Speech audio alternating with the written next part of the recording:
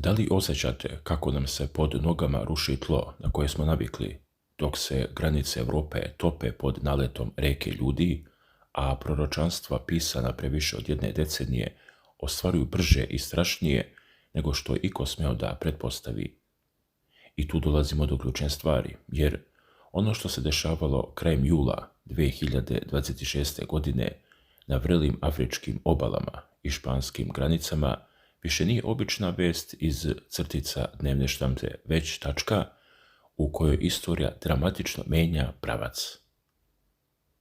Prema navodima medija, španska enklava Ceuta na severnoj obali Afrike doživjela je nezapamćeni kolaps kada se otprilike 80.000 ilegalnih migranata, što čini oko 70% ukupnog stanovništva grada, prelilo preko granice za samo 24 sata. Ljudi su jurišali kopnom i morem, zaobilazeći lukobrane, a cena tog očajničkog proboja, prema posljednjim podacima vlade Ceute, zaključno sa Avgustom 3. jeste, nažalost, 88 izgubljenih života, mahom usled utapanja u hladnim i nemirnim vodama. Grad je pod opsadom, vojska čuva vitalne institucije, policija dežura pred apotekama i prodavnicama, dok se na granici sa Marokom u dužini od pola kilometra postavlja plutajuća barijera. Ali ovdje priča ne staje, jer se ovaj migracijski haos kao požar proširio starim kontinentom i zaprijetio samom opstanku šengenskog prostora. Italijansko ministarstvo unutrašnjih poslova zvanično je suspendovalo šengenski sporazum sa Španijom, zatvarajući morske i vazdušne granice na mjesec dana. Ministar spoljnih poslova Italije, Antonio Tajani, nazvao je ovu odluku neophodnim izborom za zaštitu sigurnosti građana i odbranu europskih granica, dok je premijerka Giorgia Meloni na društvenim mrežama potvrdila privremenu obustavu šengenskog režima. Sa druge strane, Francuska je hitno rasporedila 4 snage za brzo reagovanje, avione i dronove na granici sa Španijom, kako je to objavio predsjednik Emmanuel Macron. Finska je otvoreno podržala Rim, poručujući da Madrid nije uspeo da zaštiti spoljne granice zajedničkog prostora, dok je danska premijerka Mette Frederiksen otišla korak dalje, predlažući da Europska unija ozbiljno razmotri potpunu suspenziju članstva Španije u Schengenu. I dok više od 20 zemalja Europske unije piše pismo Europskoj komisiji tražeći hitan vanredni sastanak ministara unutrašnjih poslova, španski premijer Pedro Sanchez uzvraća udarac. Šengensku politiku brani u svom pismu, a one koji traže izbacivanje Španije naziva običnim sebičnjacima. Kako se navodi u izvještajima, ovo je najveća migracijska kriza na marokanskoj granici u 21. veku. I baš tu nastaje problem, jer se u ovim dramatičnim trenucima ponovo otvara priča onome što je pre mnogo godina predvideo bivši lider LDP-a, pokojni Vladimir Žirinovski. Još 2016. godine, komentarišujući izlazak Britanije iz Europske unije, Žirinovski je tvrdio da će Europa dobiti slobodu kroz raspad, da će Europska unija nestati, da će NATO srušiti sopstvene temelje i da od Schengena neće ostati ništa. Govorio je da je EU običan birokratski kancelarijski prostor gdje su države povezane samo pukom ekonomijom, ali nespremne da jedna drugoj pomognu kada udare ozbiljne nevolje. Prvi zamjenik predsjednika Komiteta Saveta Federacije za međunarodne poslove, Vladimir Džabarov, otvoreno je potvrdio ove riječi, naglasivši da je ideja šengenske zone pod udarom i da će se sa pogoršanjem ekonomske krize evropske države sve više povlačiti u sopstvene nacionalne stanove. Ovo je trenutak kada se krupna geopolitika spaja sa najdubljim ljudskim sudbinama i potresnim porodičnim dramama. Žirinovskijev najmlađi sin, Oleg, u otvorenoj ispovesti za News.ru progovorio o nasljedstvu, očevim vizijama i teškim tragedijama koje su zadesile njegovu porodicu nakon očeve smrti. Dok je on bdeo nad bolesnim ocem u bolnici, njegova majka Žana Gazdarova, rodom iz Severne Osetije, po struci pravnica, koja je sa Žirinovskim radila u moskovskoj izdavačkoj kući Mir 80. godina, a ne na Kubi kako su zlonamerne glasine tvrdile, završila je na susjednom bolničkom krevetu i, nažalost, oslepela na jedno oko. Oleg se prisjetio složenog karaktera svog oca, čovjeka izuzetno vruće naravi, koji bi ga ujutro iscrpeo kritikom, ali bi ga već navečer pozvao i rekao: u redu, nemoj se uvrediti, znaš koliko posla imam. Prvi put je shvatio kolika je veličina očeve ličnosti sa 9 godina, kada ga je Vladimir Wolfović Žirinovski poveo sa sobom u Severnu Osetiju tokom izborne kampanje i predstavio na televiziji, pokazavši mu koliko su ga ljudi toplo i sa poštovanjem dočekivali. Oleg je podsjetio i na teške korijene porodice. Deda Wolf bio je deportovan iz zapadne Ukrajine u Kazahstan, pa u Poljsku. Mali Vova je u sovjetskom vrtiću delio jedan auto na 30 dece i besneo tražeći pravdu, a u školi je pretrpeo životnu traumu, kada mu je direktor pred svima podelio socijalnu pomoć i bebi patike. Njegov sopstveni životni put bio je čvrsto oblikovan očevom čeličnom rukom. Otac ga je naterao da sa 14 godina završi školu, sa 16 univerzitet, a sa 19 stupi u diplomatsku akademiju, čime je postao najmlađi službenik Ministarstva spoljnih poslova sa rangom atašea, ispunivši očevu nerealizovanu momačku želju. Ipak, taj odnos je nosio i rane, pa su se rastali kada je jednom prilikom ljutiti otac udario malog Olega, a majka stala u odbranu.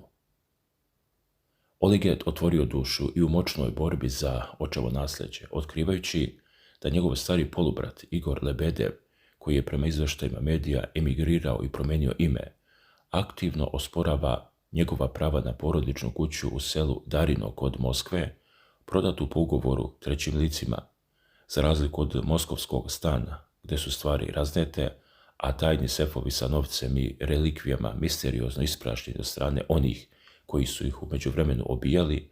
Oleg je u kući u Darinu sačuvao autentičnu atmosferu, ne pomerivši nijednu sliku, sa željom da tu otvori muzej, dok se bori u sudovima i piše pisma vrhu države tražeći narodnu pravdu.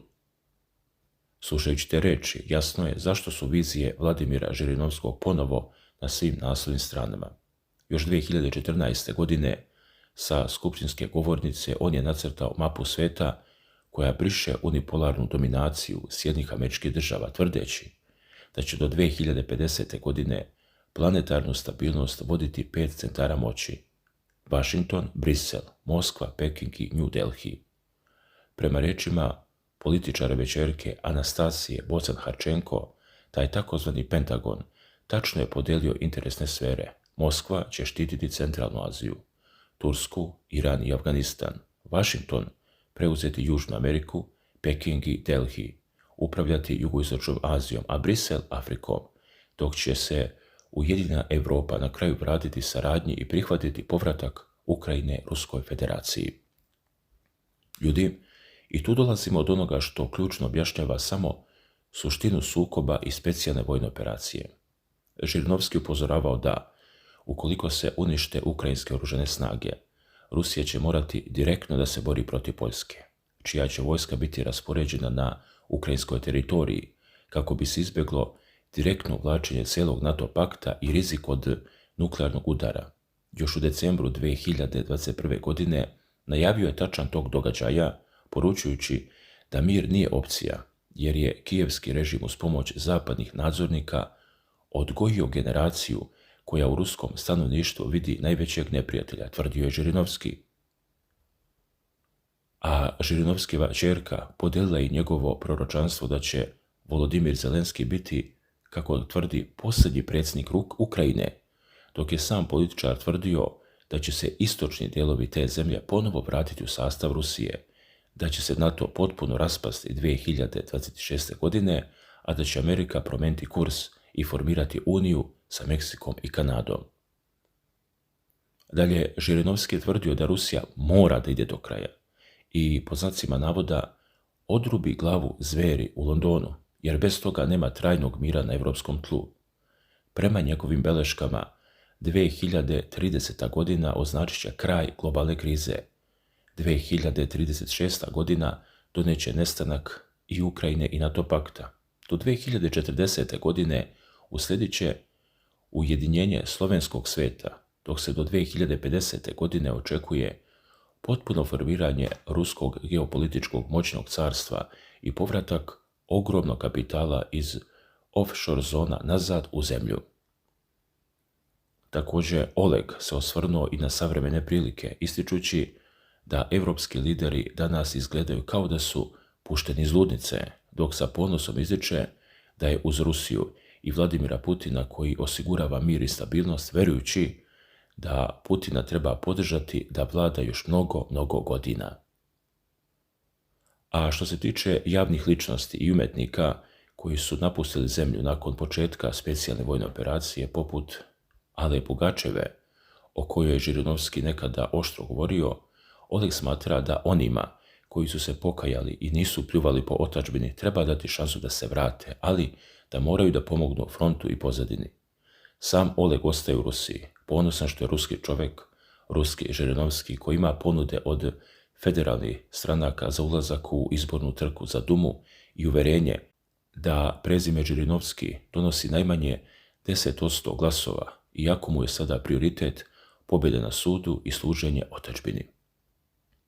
A sada se, dok posmatramo ove dramatične lomove na granicama, opravdano postavlja pitanje da li je Europa u svom slepilu zaista propustila posljednji voz da spriječi sopstveni kolaps ili je proročanstvo o padu Schengena i konačnom prekrajanju sveta već uzelo svoj nezaustavljivi danak.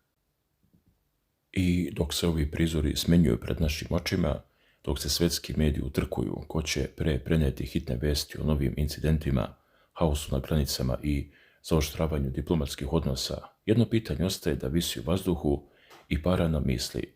Ko zapravo vuče konce u ovoj igri bez granica? Zato vas pozivamo da sada, u ovim trenucima, dok još imamo priliku da mislimo svojom glavom, duboko udahnite i razmislite o svemu ovome što smo iznijeli na sto, jer budimo potpuno iskreni i otvoreni jedni prema drugima. Koliko puta ste u posljednjih nekoliko mjeseci, dok ste gledali večernje dnevnike i čitali portale, osjetili onaj mučni osjećaj da već sve to negdje ste vidjeli, da vam je svaka izjava političara, svaki propali sporazum i svaki novi talas krize nekako bolno poznat. To nije običan osjećaj, prijatelji moji. To je svijest o tome da živimo u vremenu čovjeka čije su vizije bile toliko ispred njegovog vremena da su ga tadašnji moćnici proglašavali ludim samo zato što istinu nije pakovao u celofan političke korektnosti. Sjetite se samo sa kolikom su dozom cinizma i podsmjeha zapadni analitičari pratili njegove istupe u Državnoj dumi, smijali su se njegovim mapama i smijevali njegove oštre procjene o sudbini Ukrajine, podsmijevali se njegovim predviđanjima da će se Evropska unija urušiti pod sopstvenom težinom birokratije i migrantskih reka, a danas ti isti analitičari sa bledim licima sede u TV studijima i sa strahom priznaju da se svaki scenario, svaka tačka i svaka godina koju je Žirinovski zabeležio u svojim beleškama ostvaruju sa zastrašujućom preciznošću švajcarskog sata. I zato se ponovo vraćamo na našu publiku, na vas koji činite srce i dušu ovog kanala, jer vi niste samo pasivni posmatrači, već aktivni učesnici ove velike istorijske bitke za istinu. Želimo da nam u komentarima napišete bez ustručavanja da li vjerujete da će se struktura moći u svetu do 2030. godine potpuno preokrenuti onako kako je najavljeno, ili mislite da će se centri moći u Vašingtonu i Londonu grčevito boriti i povući sa sobom cijelo svijet u ambis. Da li vidite izlaz iz ovog lavirinta u kojem se Evropska unija davi pod teretom sopstvenih odluka, dok se ruska država i njeni lideri čvrsto drže kursa suvereniteta i očuvanja tradicionalnih vrijednosti?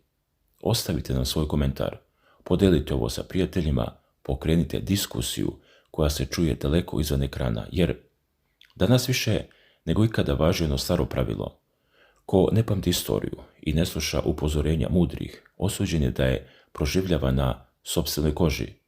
Ljudi, budite uz nas, pratite svaki novi korak, jer mi nastavljamo da istražujemo tamo gdje drugi staju.